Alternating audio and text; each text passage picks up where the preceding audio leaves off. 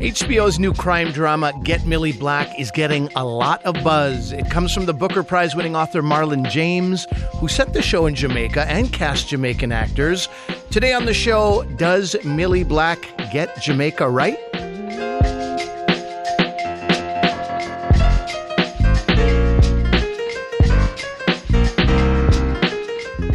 I'm Ali Hassan, sitting in for Elamin Abdelmahmoud. This is Commotion. And we kick off today's show with the new crime drama from acclaimed author Marlon James. It's called Get Millie Black, and the show follows a young Jamaican girl named Millie who's sent to the UK as punishment for defending her trans sister. She returns to Kingston, Jamaica decades later as a no-nonsense detective. Millie is tasked with investigating the city's missing persons cases. In Jamaica, nothing haunts like history. You spend so long looking for lost people. You finally lost yourself. Millie Black. How do you know my name? That series is getting attention for its portrayal of Jamaica and its people, and for tackling the gendered violence that continues to plague the country's trans and queer communities. Danae, Peart, Sharine Taylor, and Jovanté Anderson have all watched Millie Black, and they're all gathered here to talk about it. Thanks for being here, all three of you. Thanks for having us. All right, lot to cover. Not a lot of time to do it. Sharine, let me start with you. What did you like about the story being told in Get Millie Black? Yeah, I absolutely love that this series was created by, the brilliant Jamaican author Marlon James. And as you mentioned, they hired Jamaican crew and cast to kind of bring it to life. I think it really reinforces something that we all know to be true, that we Caribbean people are fully able and capable of telling our own stories that can obviously garner international attention and interest. I also really appreciated how much they shot on the island. I think it added to the genre of it being a crime thriller. And it was really incredible to see how the country's architecture and landscape added to that grit. The screenwriting, the coloring, the cuts, it's a visually stunning film and series and with rich and complex characters. And it was great to navigate the season with those elements in tow. You said film in error, which I honestly felt like I was watching a film many times, right? It really does feel like you're just transported on a journey. You no longer feel like you're part of a series. Jovanté, technology failed us and we don't have you on Zoom, but we do have you on the phone. I'm very happy to say. Tell me how you felt about Millie as the central figure driving this crime thriller that's set in Kingston, Jamaica. Yes, I actually was quite excited that Millie was the main character because as someone who is British and Jamaican at the same time, I think there is something that she can speak to in terms of the ways that the UK and Jamaica are still very much stitched together by history, by culture, by violence, by politics, and it becomes embodied in her. And so there's a way in which the UK, right, can get away so quickly, right, with the kind of the centuries of violence and the way that it comes to bear in her body, right? So I think that having this character who bridges Jamaica and the UK, I was asked questions about whether this is simply a series about Jamaica or if this is also a series about the UK, right, England and colonial histories and post-colonial histories. So I think Millie as a main character, she forces us to have a conversation about the ways that even in the contemporary moment, we continue to be stitched together, not only by these ghosts such as slavery and the ghosts of human trafficking, right, missing people, right, but also the ways that gender and sexuality show up on the island and in the diaspora as well. I quite enjoyed Millie as the main character, moving through Jamaican patois and, very British English. For me, I think it's worked very well. Yeah. Danae, let me bring you into this. I, as a South Asian guy and also an actor, I can really relate to this idea of Hollywood, UK, not having a good track record when it comes to their portrayal of a people. And you know, as far as Jamaicans go, even when I watched Cool Runnings as a young man, I was like, this ain't right. Something is not going, this is off base. Tay Diggs and how Stella got her groove back. You know, Brad Pitt in Meet Joe Black was particularly awful as far as Jamaican accents go. How do Jamaican accents in Get Millie Black compare to the accents that you're used to hearing both in US and UK TV and film productions? So I'm actually impressed and surprised that I'm able to say that they did a very good job. I'm usually extremely critical of any kind of Hollywood, UK, any kind of depiction of our accents where I know there are Jamaican actors that exist that can play these roles. And, you know, some of the times what we've had is that people, even if they are Jamaican, they've been asked to sanitize the patois, sure, and they've been asked to make it a little bit more palatable for ears. What we've seen in this series is that not only are Jamaican actors tapped into and are allowed to be their authentic self and to use the language in its fullness, is that those who are not authentic and who might give you a little bit of cringe are not as often giving you a cringe because it is such a rounded take on the island. It's such a rounded take on our culture and our language that this one is actually among the tops. If we're gonna, you know, give series props or give anything on screen props for handling patois, I think they really made an effort here. Yeah, and it's so good because there's so many moments, even as somebody, you know, I'm West Indian adjacent. I have a big Trini sort of family friends, and I've been immersed in that culture. And accents take you out of a show when it's not done properly. Yes. You know, I remember Aziz Ansari, Master of None. He's being authentic. He's got his own dad playing his dad, and then his dad's friend shows up from India. And I'm like, man, I know a Guyanese guy when I hear one. What are you guys doing? Let's hear a little bit of those accents from the series that we're talking about. Sorry, sister. Agatha, Convent of Grace High School. Janet Fenton. 2 weeks now since anybody's here. Pick me bum school all the time. No, Janet is a straight A student. Oh, how come nothing from our parents? Father gone and mother is barely a mother. Some kids have to raise themselves, detective. That's a scene from the HBO series Get Millie Black. This is Commotion. I'm Ali Hassan in for Elamin Abdelmahmoud. I'm discussing this new series with Jovanté Anderson, Sharine Taylor, and Danae Peart. Jovanté, how did you feel about the accents in this series? Yes, I appreciated the accents in the series, but I think more than the accents, I also, you know, the things that people tend to forget or not to do so well, for example, are the captions. And I really appreciated that for the most part. The accents and the captions were very well, there was clearly thought put into them.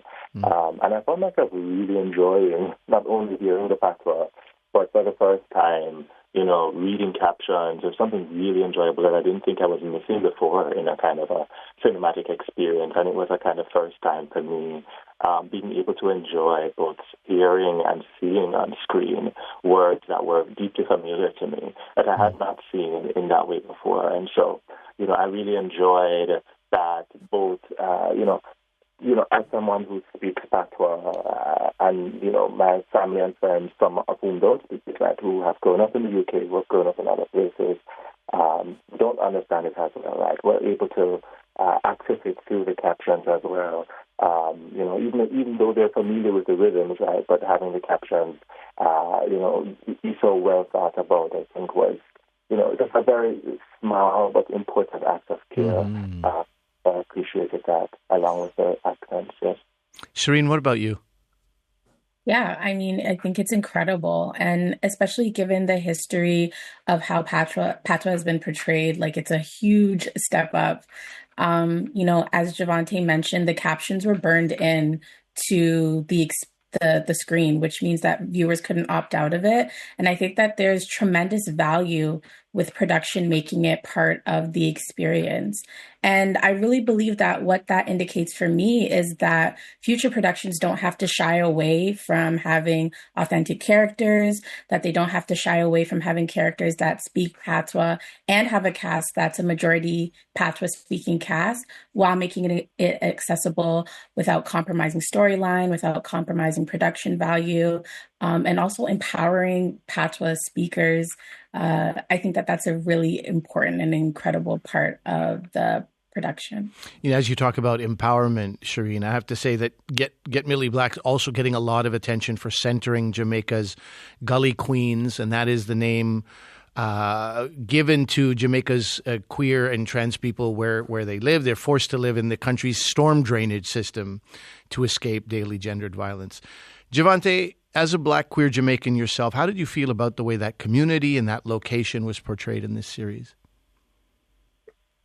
I really appreciated that portrayal because as someone who studies queer and trans representation across the 20th and 21st century, what we often tend to get in the literature are, the kind of innocent, good, noble savages, so to speak, right? The queer and trans folks in Jamaica who show up and are so respectable and they save the day.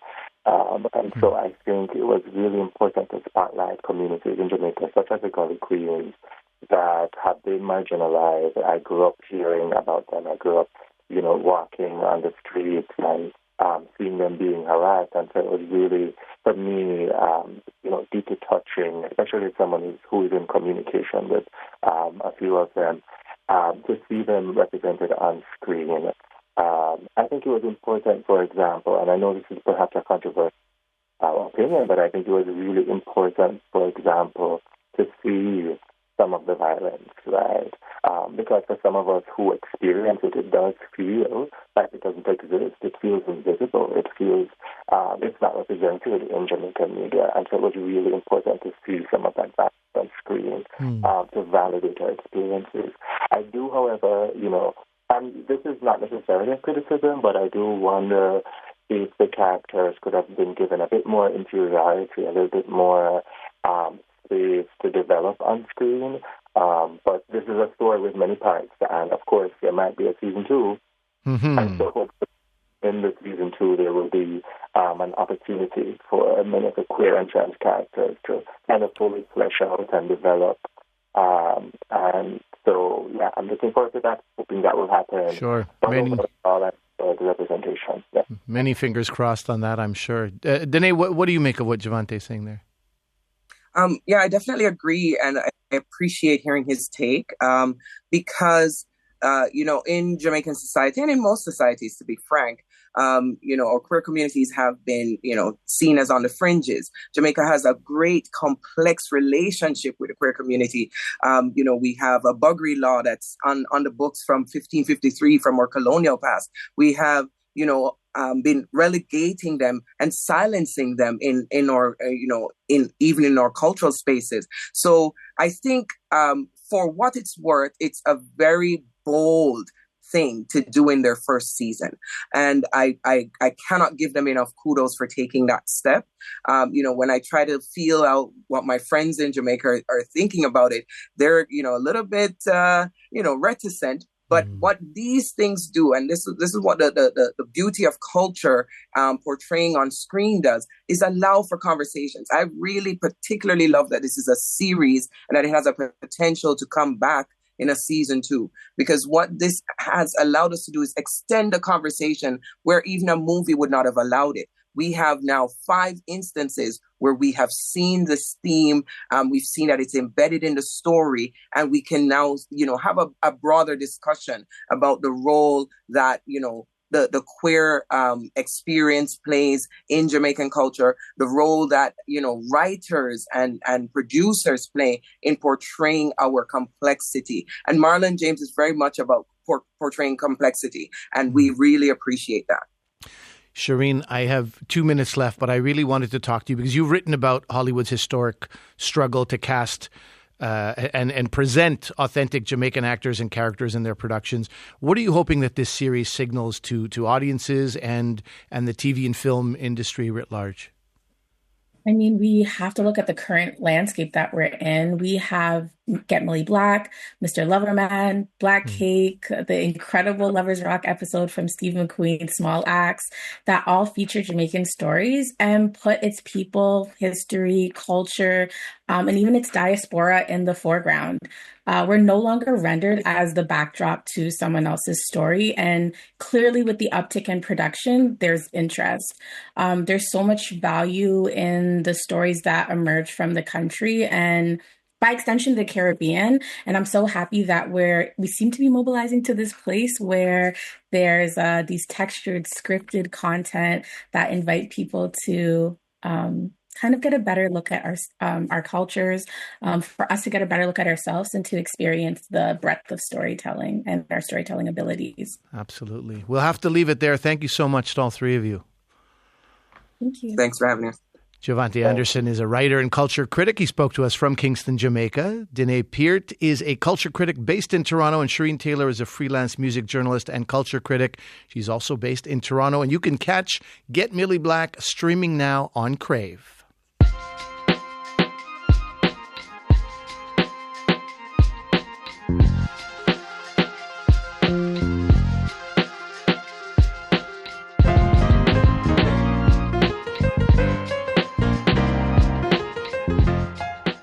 I'm Ali Hassan, sitting in for Elamin Abdelmahmoud. You're listening to Commotion.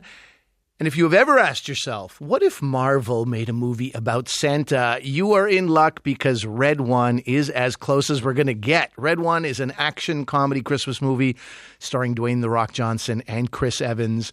It reached a record-breaking 50 million views in its first 4 days, making it now the most watched film debut on Prime Video. And that is after the movie first came out in theaters where it did not do particularly well. So what happened? Were big stars like The Rock and Chris Evans and Lucy Liu not enough to lure people out of their houses and into theaters? On this Christmas Eve, Teri Hart is here to break down Red One and talk about the future of streaming and cinema. Hi, Teri. Hi, Ali. So, for anyone who has not seen it, what is Red One about? I can see already you're like, what do I say? What do I not say? Give it to us. Give it to us. Buckle up for this plot. Santa gets kidnapped, like on Christmas Eve, and his head of ELF, which is an acronym for Enforcements, Logistics, and Fortification, that is played by Dwayne "The Rock" Johnson. He has to find Santa with the help of a hacker who also, of course, happens to be kind of a deadbeat absentee dad. So, Christmas has to be saved. The Rock needs to believe again and still want to be the head of ELF. And Chris Evans needs to redeem himself as a father. Those are the 3 plot points. In your tone reveals your feeling about this movie, but I'm going to ask you directly. Maybe it's because I can see your face as well. How did you like it, Teri? I did not like it, Ali. I did not like the movie. This is a movie that brings out, and this doesn't come out in me very often because it's not my natural way, but this brings out the cynic in me. This is a movie that seems to be made for every other reason other than to make a good movie. It's made to become an amusement park ride. It's made for showing off special effects. It's made for every other reason other than the script. The North Pole looks like a video game. And one of the things that was most egregious to me is that, I mean, it is rated PG-13 and it says there's some language in it, but all language isn't created the same or the most problematic. The language in this movie is using swear words and calling people names, which I think if I'm a parent, I really want to be warned about that, and I don't want my kids seeing that. So I found that was really problematic. And, it's like everything they do in the movie is just imagining that they're going to be cooler than the Christmas movies that are popular, than the Christmas movies that we return to time and time again. And, the story's also incredibly complicated. I mentioned kind of the A and B stories, but there's a story about a witch named Grilla and Santa's brother Krampus. I mean, it goes on and on and on. So I don't know who the movie is made for. Yeah. How many kids can sit through this and actually filter through all these storylines? Well, I will tell you that in the Hassan family, and I wasn't there for it, I was working that night, but it kept 10 members of the family, from my 9-year-old son to my 78-year-old hard of hearing father-in-law, engaged for the movie. And we have a very low bar. Your father-in-law's coming up the winner there with his hard of hearing and maybe not being able to hear the movie. It's funny. I mean, my 9-year-old didn't get up. We have a low bar, but that was something for us. So your kids liked it? I don't know. Liked might be too strong. They stayed and watched it, and they were okay with it, I think. But given what you're saying, they might approach it with a more critical eye when they listen to this. Here's the interesting thing that I alluded to earlier. Red One did not get great reviews when it opened. It was a flop in theaters. Then it breaks streaming records on Amazon Prime when it lands there. 50 million views and climbing. What explains that? A couple of things, I think. As you mentioned, it was released theatrically like November 15th. So it was released before American Thanksgiving. So before we saw some big other movies in theaters, most notably Wicked and Gladiator. And so all of that marketing money that went towards its theatrical release built up an awareness for Red One that I just don't think happens for movies that they just drop onto a streaming service. So they have all of that. And then I have this... I can't quantify this or qualify it, Ali, but my thought is that movies that are released theatrically, they're kind of have a wrap around them of quality. Like if it goes to a movie theater first, it is a movie. It wasn't made for streaming. It was made for a theatrical release. And so I think that people have that perception of it. It's also got the big stars that you mentioned, The Rock, Chris Evans, Lucy Liu, J.K. Simmons, I would also include in that list.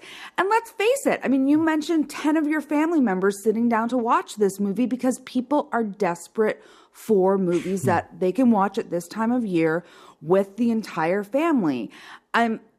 Red One seems to be filling that void this year. Unfortunately, it's not very good. Tell me this. Okay, I've got 2 minutes and too much to ask you, but given how quickly this came into theaters, given the accessibility of streaming, how do you think that changes our ability to engage with movies as art?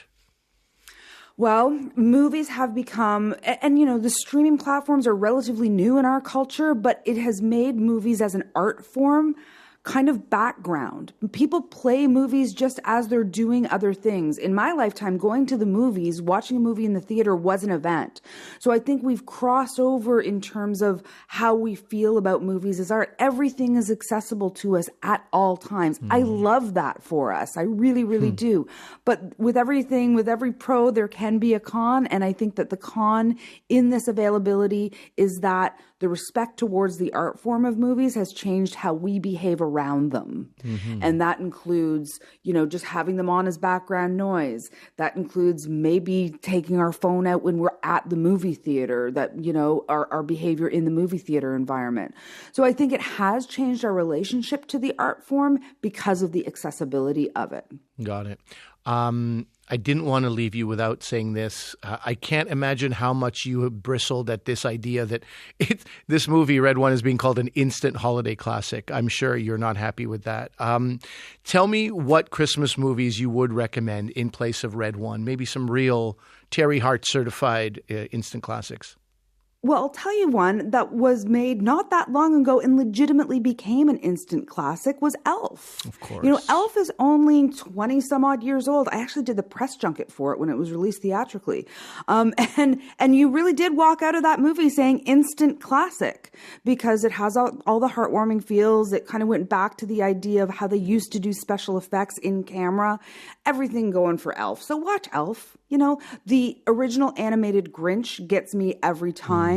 A Charlie Brown Christmas gets me every time. If you're looking for something more adult after the kids have gone to bed, or maybe you don't have kids in your life, The Holdovers, the Alexander Payne movie that was, I think it was just last year. That is a great Christmas movie to watch as adults. And you know what else I really loved? Obviously, I'm in my Will Ferrell era, but Will Ferrell and Ryan Reynolds in Spirited, a musical that is super, super fun. If you haven't watched it, maybe it's because you don't think you like musicals. Give it a try.